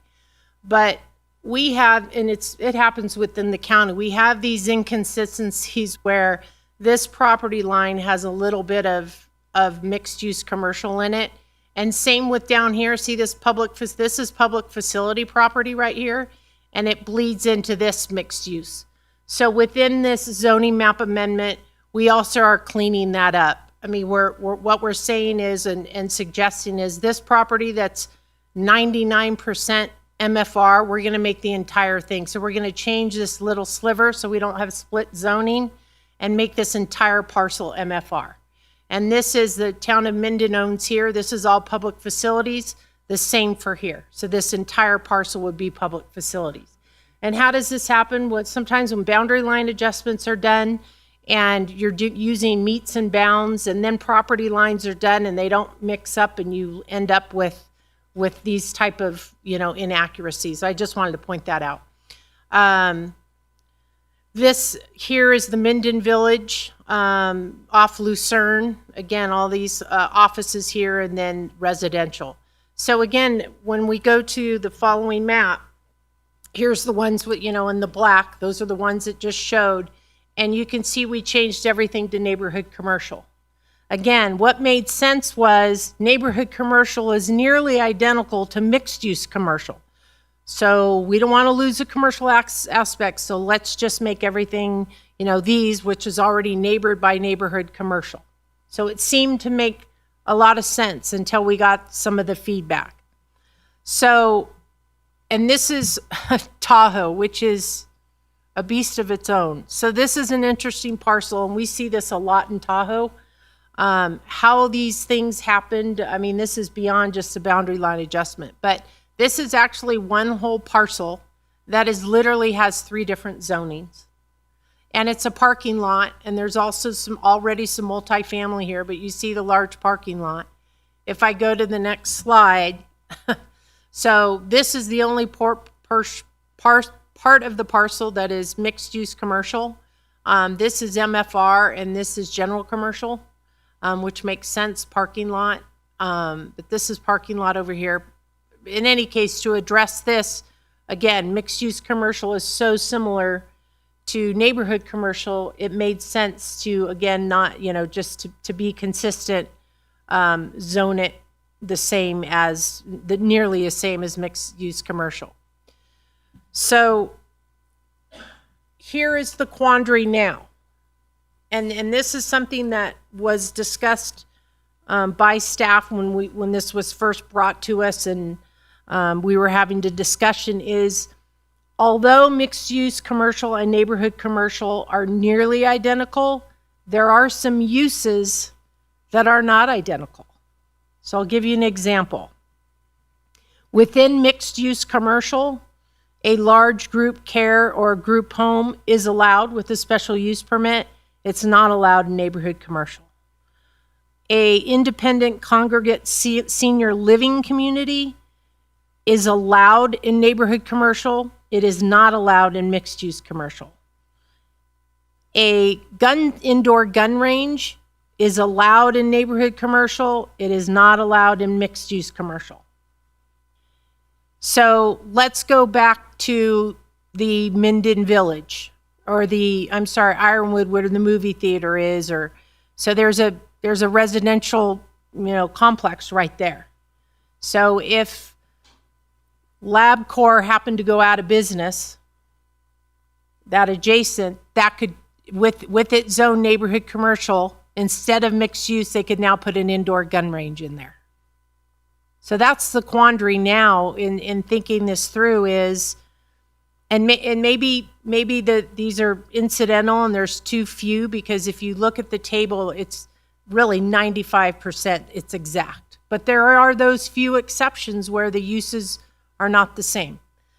So originally it made sense, let's get rid of mixed use, but after, and let's just do commercial in 2 of the zoning districts, not all commercial zoning districts. But it's a quandary, it's a difficult one, because you don't want to take away, any type of use that was originally there that now wouldn't be there by changing neighborhood commercial. So moving forward, there's options. Do we keep mixed use commercial in the code? We just leave it there, and we don't need a zoning map amendment. And the zoning text amendment would be modified to just add multifamily in all commercial districts and leave it at that, or how staff has brought it forward. So that's why I asked for a continuance, because I feel like there's more to look at and to research, and I want feedback from the Planning Commission. I know we'll hear public comment also, but I think for staff and myself to feel like we've really given the due diligence that we have this time, and I bring it back in January after some feedback and comments from the Planning Commission. Other questions? Dan? Why not just take the easy road and keep your mixed-use commercial? Well, is there an advantage to getting rid of it other than just simplicity? Well, the intent of getting rid of it to begin with was we don't need it anymore. You know, that's why. It just made sense, and it made cleaner for code. Like, we don't really need that zoning district anymore, because the only reason we had it is so that you could do residential and commercial on the same property. Now with AB 241, we don't need it. The only disconnect now are those uses that, again, most of it is identical, but there are those few exceptions. Why not just move those uses into the new code language? And then just that way you don't have to lose sleep over missing out a couple of uses. Well, because it goes both ways. There's some that are allowed here, not allowed here, and allowed here.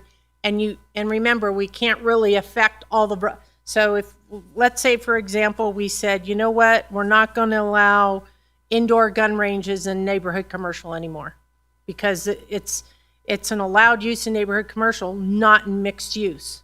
So if we got rid of mixed use, we're going to say, oh, never mind, we're going to allow indoor gun ranges now in mixed use commercial. Keep it in our code, and that might not go, because that wasn't the intent of these parcels, right? So that's where it can get challenging, and we can't just spot zone like, okay, the use is allowed only on this parcel. So that's why it's challenging. So Kate, on those orphan uses, what other zones are they allowed in? Are indoor gun ranges allowed in any other zone, or is that the only zone that they're permissible? And also, I'm actually curious about the gun ranges, but I'm a lot more concerned about the group homes and congregate housing, and make sure that there's allowances for them in the community. And I will provide this again, this is kind of all coming to fruition now. Like, as I literally started going one by one. So to address your question about the indoor gun range, Commissioner Lyle, so a special use permit is required in private recreation, neighborhood commercial, and general commercial, and tourist commercial. So right now, the only commercial district it's not allowed in is office commercial, and it's not allowed in mixed use. What about group homes and congregate care? Let me get back to that one. Okay. So for the independent congregate senior living community, so right now it's allowed in neighborhood commercial, office commercial, general commercial, and it's not allowed in mixed use, and it's not allowed in tourist commercial.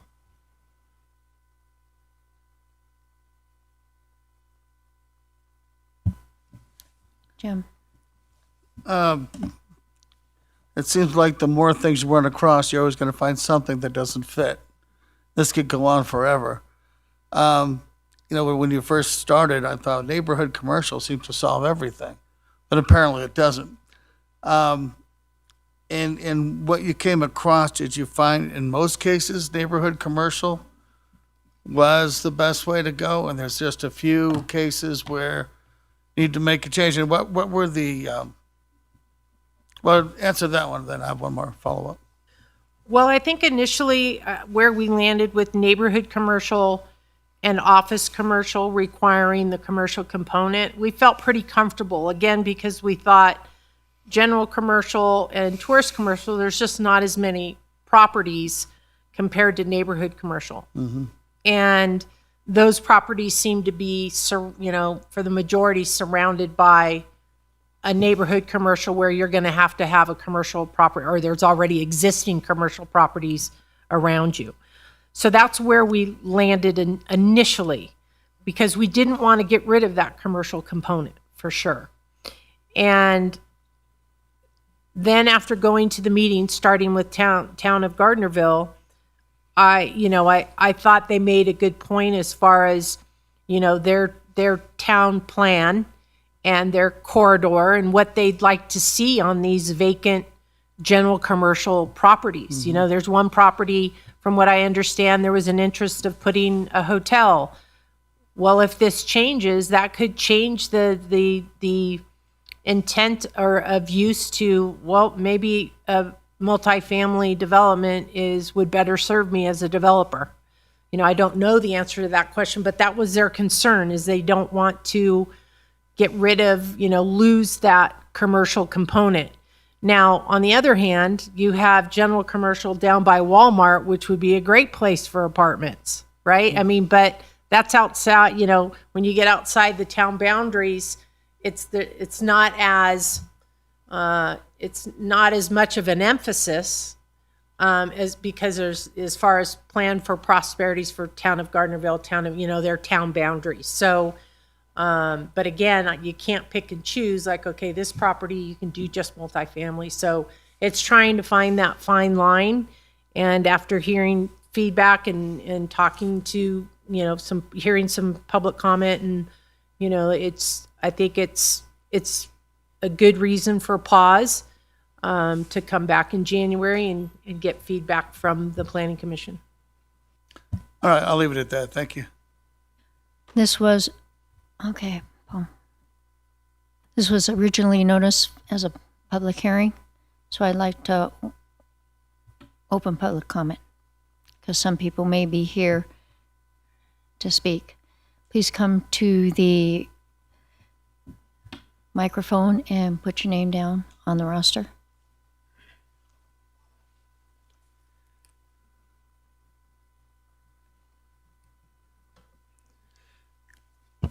Thank you, Madam Chair. Eric Nilsson, Gardnerville Town Manager, for the record.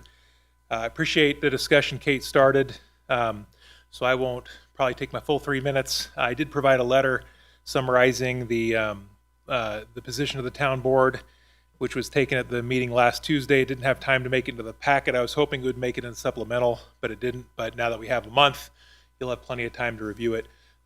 Again, to reiterate, the main concern for the town is general commercial not requiring a commercial component. The town, through its corridor from High School Street, from the middle school south to the S-curve, is all general commercial. And if that was redeveloped without a commercial component, you could have straight apartments all along Main Street. The Plan for Prosperity, which is the master plan for the town for 20 years, states that the goal is to develop new commercial projects and renovate existing buildings as an extension of downtown's historic storefront shopping environment. To lose a quarter of our Main Street that could potentially just be apartments, Gardnerville loses its complete feel and its complete vision. The town board also recognized they don't discourage mixed-use commercial. They don't discourage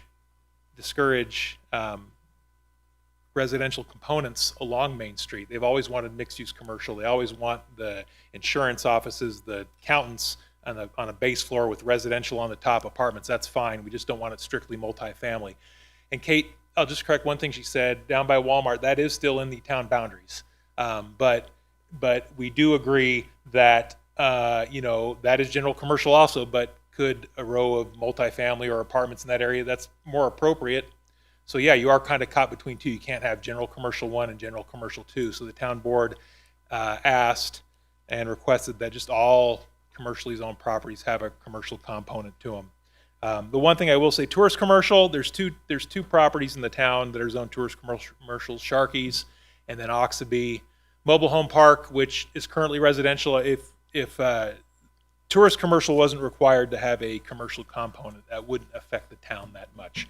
But I appreciate it. I'll be back in January if the Planning Commission does indeed continue this, and I appreciate Kate for bringing this up, and I appreciate your time. Thank you. Thank you, Eric.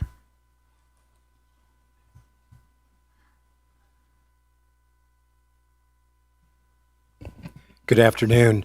Alan Please state your Rapkin. name. I'm here on behalf Please, of excuse me, sir. Please state your name for the record and sign Right. the roster. Alan Rapkin here on behalf of 344 Quaking Aspen Association, which is a sub-association up in the Tahoe Village development. We, of course, are almost 100% outside of the TRPA area. We're technically in the basin, Tahoe Basin, but we're really outside of the general regulations of the basin. Our concern is for AB 241, which we've been following, as well as its integration into Title 20, is rumors and talk about further development of the Stagecoach area into a commercial multi-use area, the effect and the taxing of our loop system with Quaking Aspen and Tramway, what impact AB 241 would have on a U.S. Forest Service permit dealing with Heavenly. So all these questions remain. We, of course, have finally gotten off the ground the tramway project that had been delayed for so many years, but it's going to come online soon with 40 additional condominium units. Quaking Aspen and Tramway are very overtaxed right now.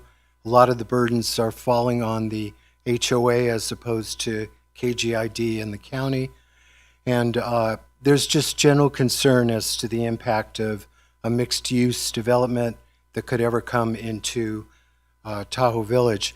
And this is not pie in the sky things. Back about 30 years ago, your records will show I appeared to also question the American Ski proposal to further develop the Stagecoach area, also as a multi-use, part residential, part commercial development.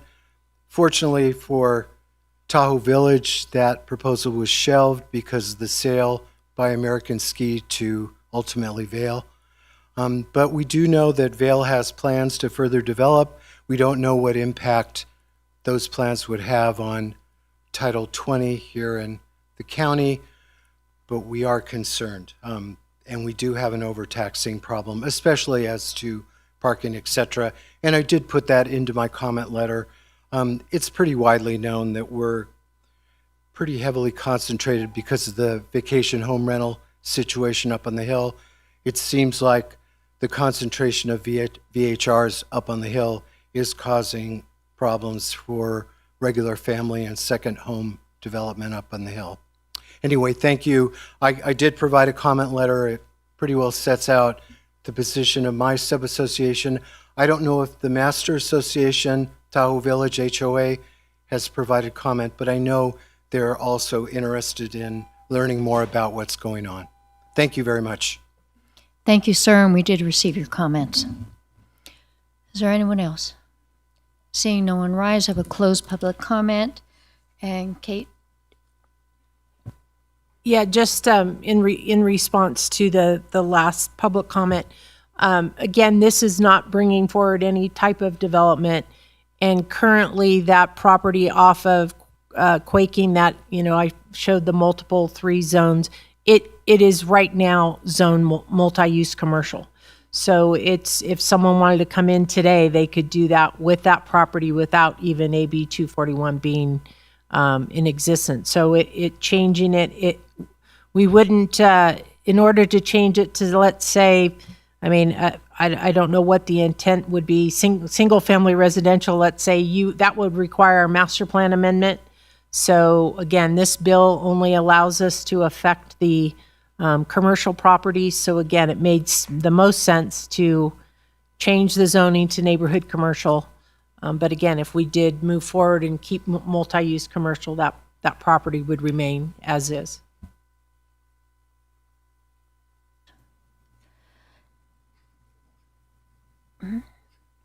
Yeah. We'll need a motion to continue this item to January 14th. Kate? I'm sorry. I would just like some thoughts, if I could, and some feedback from any type of direction, or how the thoughts as far as requiring residential and any feedback or anything you might be able to give, or as far as that goes. The only feedback I have is I concur with Eric Nilsson, having attended both the town of Minden and the town of Gardnerville meetings. Their big concerns were to incorporate the vision plans, and I think that's an excellent idea, and that's something that you touched on. I think that we're being sensitive to what the needs are for Douglas County, as well as keeping mindful of what the state wants. And nobody is happy that the state is taking away local control.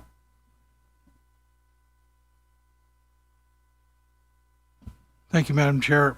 The significance of your comment that the potential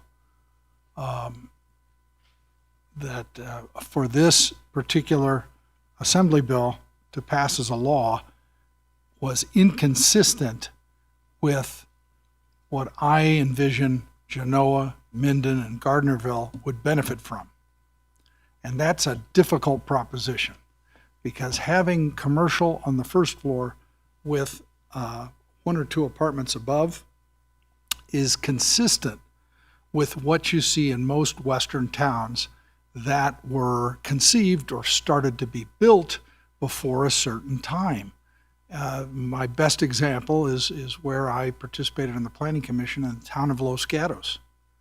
And they maintained the commercial on the first floor, if not a restaurant, a small retail or whatever type of business it was, commercial business, with apartments above in a architecturally pleasing circumstance that allowed for walking in front of these types of developments with parking in the back. And that really would be conducive, at least in my opinion, with all due respect to our town manager that's here, to the type of communities that I envision or I saw 37 years ago when I first started coming up. And I'd hate to lose that by having block multifamily dwellings. I realize that that's a noble cause because there is not enough affordable housing. But I don't think this is the way to affect it within the town. You know, there's my, I would probably go against the state in this, and I doubt seriously if I'd be a state representative with that kind of view. But so it be. Thank you.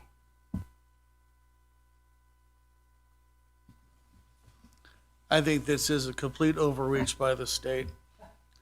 Doesn't surprise me. My understanding is this bill originated with concerns of Las Vegas.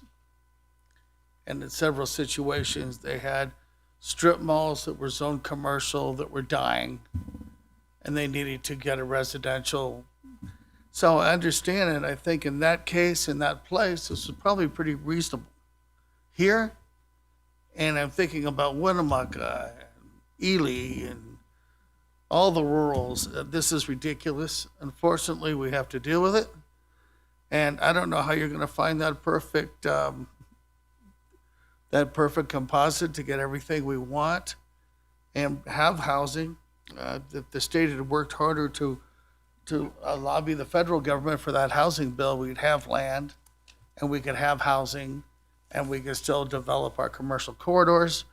But nobody elected me governor or president or anything. So till that happens, I think you're doing the best you can do, and I appreciate that you're delaying this to get more input.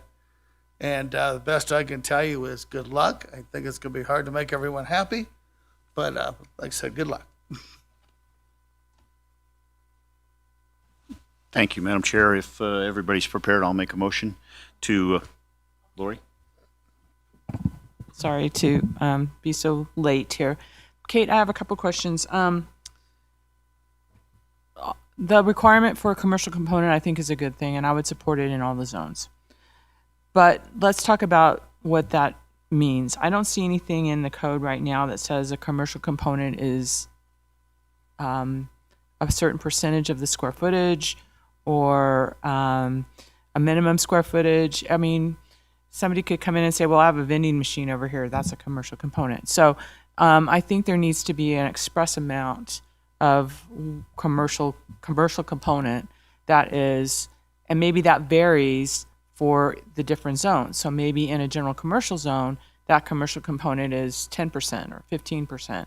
And in a neighborhood commercial zone, maybe it's 30% or whatever constitutes the ground floor or something of that nature. So I think if we spend some time kind of digging in a little bit to those details, it might satisfy some of the needs of the towns and our obligation, as sad as it is, to comply with the regulation that doesn't fit us really well.